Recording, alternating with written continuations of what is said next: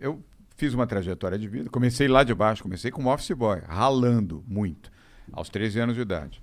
E aí, posso contar isso, né? Claro, Posso? cara, o tempo é seu, vai. Até para contextualizar. É que eu não sei que horas que tu tem que ir embora. Na hora que vocês quiserem. Então, na hora que vocês maravilhoso. mandarem embora. Ih, se deu mal agora. Na hora que vocês mandarem embora. Então vai lá.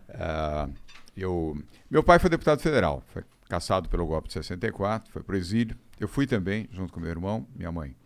Isso foi em 1964. Eu era pequenininho, tinha 6 anos de idade. Nós ficamos 2 anos no exílio. Depois eu voltei com a minha mãe e o meu irmão Raul. E nós voltamos porque meu pai já não tinha mais dinheiro para nos sustentar lá fora. Então, tivemos que voltar. E aí foi uma fase dura da nossa vida, Monarca, muito dura, porque naquela época as mães não eram educadas para trabalhar, enfim, eram educadas para serem mães. Perguntar para a avó de vocês, Sim. não sei se elas estão vivas, as avós de vocês, elas foram educadas para serem do lar, para serem mães, né? Mulheres, esposas. Então minha mãe voltou, minha mãe não sabia o que fazer e tinha muita dificuldade. Então eu fui trabalhar logo cedo. Aliás, eu nunca esqueço esse número, eu bati em 13 portas. Até que eu lembrei que numa agência de publicidade, onde eu fui bater, foi a 14ª porta que eu fui bater. Só pra não ficar no 13, né? É. É que o número eu não esqueço. Porque 13 não. Imagina, o que alguém... Eu tinha 13 anos, bati em 13 portas, recebi um não sabia fazer nada. Estava pedindo um emprego, olha, faço qualquer coisa. E aí fui nessa agência de publicidade. A agência chama-se, naquela época chamava-se Standard Ogilvy. Hoje ainda existe essa agência, chama-se Ogilvy. Uma boa agência, uma agência americana. Eu lembrei que meu pai tinha trabalhado lá. Eu falei, pô, quem sabe alguém lembra disso? E aí pode ser que por lembrar, de repente alguém, olha, tem uma portinha aqui, dá para você ter algum tipo de trabalho aqui. Deu certo. Eu fui cedinho nessa agência, fiquei esperando abrir a porta da agência. Fui lá às 7h30 da manhã, abriu às 8h, a recepcionista, bati um papão com ela, falei, olha, meu pai trabalhou aqui anos atrás, estou passando dificuldade, minha mãe também, preciso de um emprego, quem que é o diretor aqui? Aí ela, enfim, foi com a minha cara, falou, o diretor aqui chama-se Maurício, mas ele só chega aqui por volta das 9h, 9h30. Falei, não tem problema, posso ficar aqui esperando? Falei, pode, fica aí numa boa, não tem problema nenhum. De fato, ele chegou 9h30, ela, amiga da secretária dele, negociou com ela e ele me recebeu. Nunca mais esqueço desse homem. Aliás, ele era egípcio, chamava-se Maurice Cohen.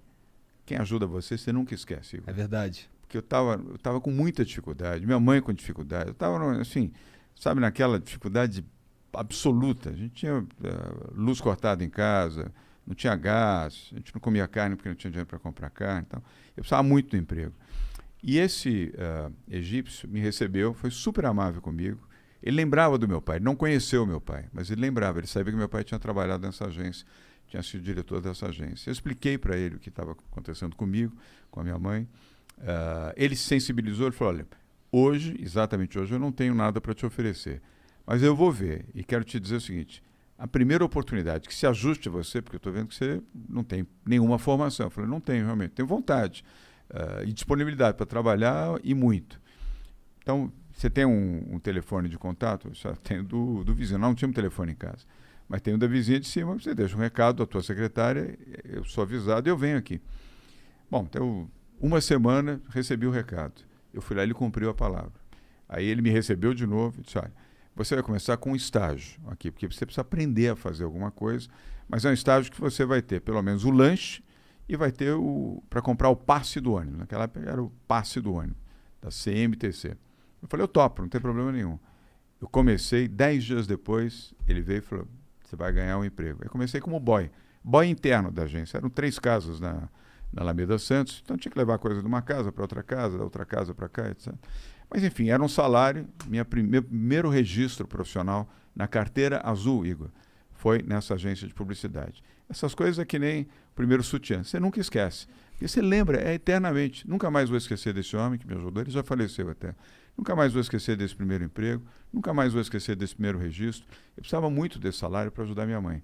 E aí foi, eu tinha 13 anos de idade, trabalhava de dia, estava de noite numa escola pública, a escola professora Marina Sintra, na Rua da Consolação, esquina com Antônia de Queiroz. A escola está lá até hoje. Sou muito grato a essa escola também, porque ela me preparou, fiz 3 anos nessa escola. E aí, com esse dinheiro, eu conseguia, ficava com 15%, 20% do que eu ganhava, era o equivalente a um salário mínimo. E o resto dava para minha mãe, que precisava muito.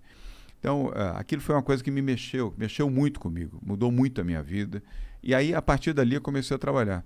E eu era muito empenhado. Eu tive essa dedicação, dedicado ao trabalho. Chegava muito cedo, era o último a sair. Trabalhava no almoço, porque tinha o sanduíche. Se ficasse trabalhando na hora do almoço, tinha direito ao sanduíche e a um suco. Para quem tinha dificuldade para ter comida em casa, um sanduíche e um suco fazia a diferença.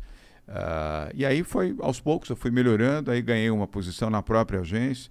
Aí melhorou o salário mais um pouquinho. Aí ganhei, tempos depois, meses depois, uma outra posição. Melhorou um pouquinho mais o meu salário. Deixei de ser boy, passei a ser assistente de rádio e TV. Aí já o salário já era um pouquinho melhor. E aí foi assim que eu comecei a minha vida. Aí depois fui trabalhar na TV Tupi. Você nem lembra da Tupi, né? Não, mas eu ouvi falar pra caramba. Que foi uma emissora de televisão que existiu. Foi uma emissora líder. Antes da Globo foi a Tupi. Eu trabalhei lá. Chacrinha. Isso, a Chacrinha trabalhou lá, exatamente.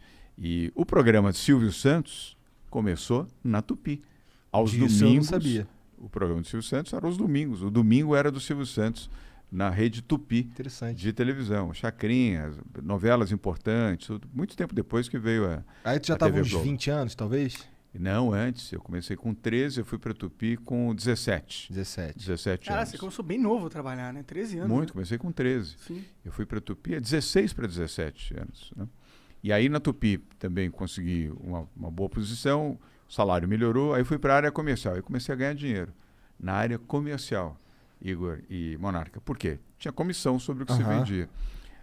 E aí comecei a poder ajudar um pouco mais minha mãe, o dinheirinho já era um pouco melhor. Eu adorava trabalhar na Tu Tupi. ficou bom nisso? Eu gostei. Aliás, acabou marcando a minha vida. Foi isso que eu acabei fazendo a vida inteira, foi atuando na comunicação, na comercialização de projetos, tá um pouco do que vocês estão fazendo aqui. As chamadas que você fez, Monarca, era aquilo que a gente vendia na televisão. Pode crer. E aí aí comecei a minha vida, comecei muito de baixo, com muita dificuldade, mas depois perdi minha mãe, infelizmente minha mãe se foi muito cedo, mas eu segui a minha trajetória. E aí, tempos depois, que eu consegui formar, vamos dizer, um pouco de patrimônio, melhorei minha vida, e aí, muito tempo depois, tomei a decisão de vir para a vida pública. Eu gosto da política. Lembrei do meu pai já é falecido, minha mãe também. Lembrei do que ele fez, falei, vou homenagear meu pai, vou homenagear meu país, eu gosto do Brasil, eu quero ajudar, se eu puder ajudar, como eu ganhei dinheiro, fiz um patrimônio razoável, falei, eu vou ajudar. Aí resolvi ser candidato a prefeito da cidade de São Paulo. Olha que vontade de tomar bolachada, né? Para disputar com Fernando Haddad. O Fernando Haddad era prefeito de São Paulo. Tava disputando a reeleição. Ele disputando a reeleição e eu a eleição. 2016, Monarca, 2016. Primeiro, prévias do PSDB. Você vê que eu estou ficando especialista em prévias, né? Prévias do PSDB. Eu não tinha nenhuma experiência na política, nenhuma experiência no PSDB, embora fosse filiado desde 2001.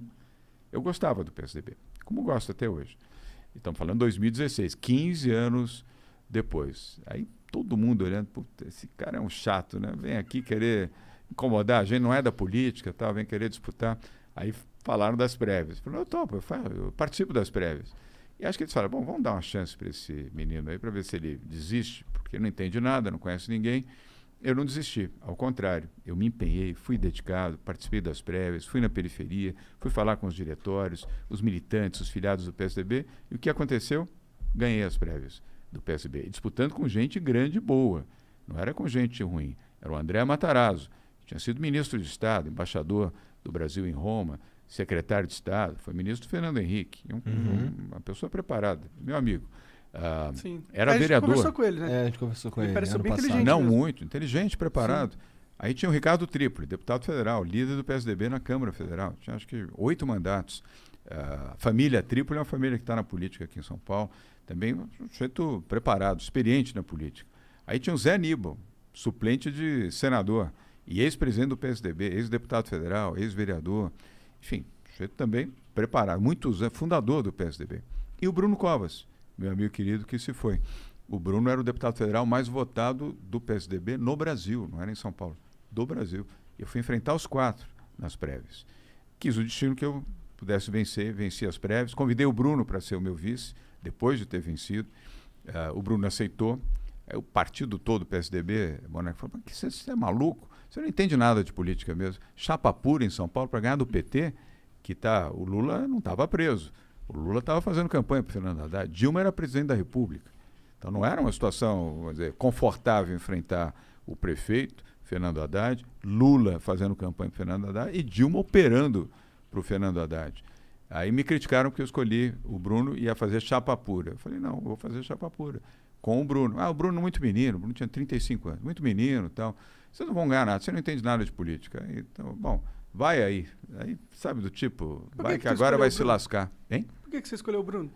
Porque eu gostava muito do Bruno. Eu trabalhei com trabalhei com o avô do Bruno, o Mário Covas. Eu fui secretário do Mário Covas. Aí que eu contei uma parte da história, quis encurtar um pouquinho, e eu adorava o Mário Covas, falecido avô do Bruno Covas. E eu conheci o Bruno menininho, cabeludão e tal. E sempre gostei muito dele, como gostei muito do Mário e da dona Lila, a avó dele e do avô. E eu gostava do Bruno. O Bruno sempre foi uma pessoa sincera, aberta, com atitude, com personalidade. E aí convidei o Bruno. E ganhamos as eleições em primeiro turno.